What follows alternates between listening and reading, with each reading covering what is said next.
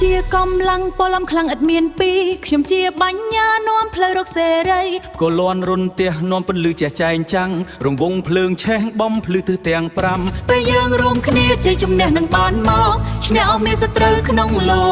កឈ្នះអស់មានសត្រូវក្នុងលោកអូ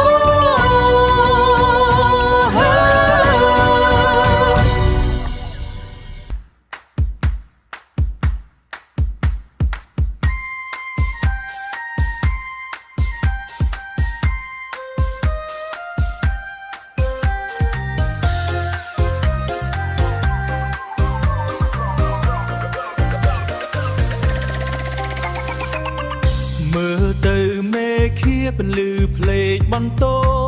ក៏លន់ក្រហម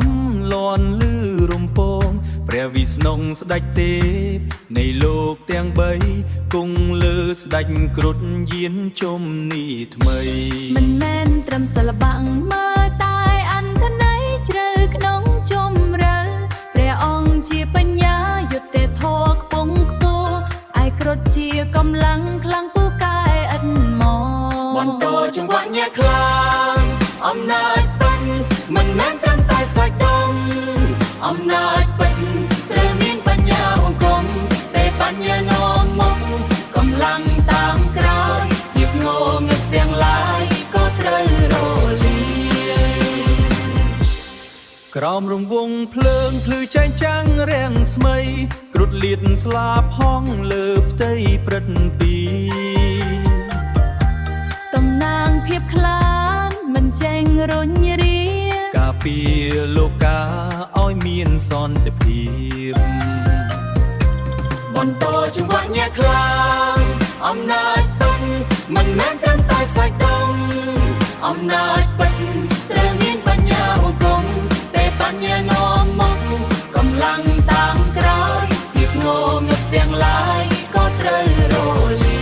យ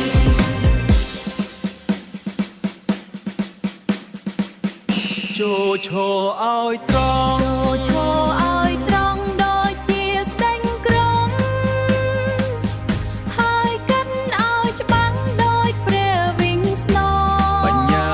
កម្លាំងនិងចិត្តក្លាហានរួមគ្នាជានិច្ចឈ្នះអស់មានរស់ត្រូវបន្តជីវៈញាក់ខ្លាំងអំណាចពិតមិនមែនត្រឹមតែសាច់ដុំអំណាចពិតត្រូវមានបញ្ញាអង្គមពេលបញ្ញានាំមកកម្លាំងតាមក្រោយភាពងងឹតទាំងឡាយក៏ត្រូវរលាយភ្លេងកញ្ចាយសំឡេងក្រវ៉ាយនៃសម្រុកយ៉ាងខ្លាំងបង្ហាញពីជ័យ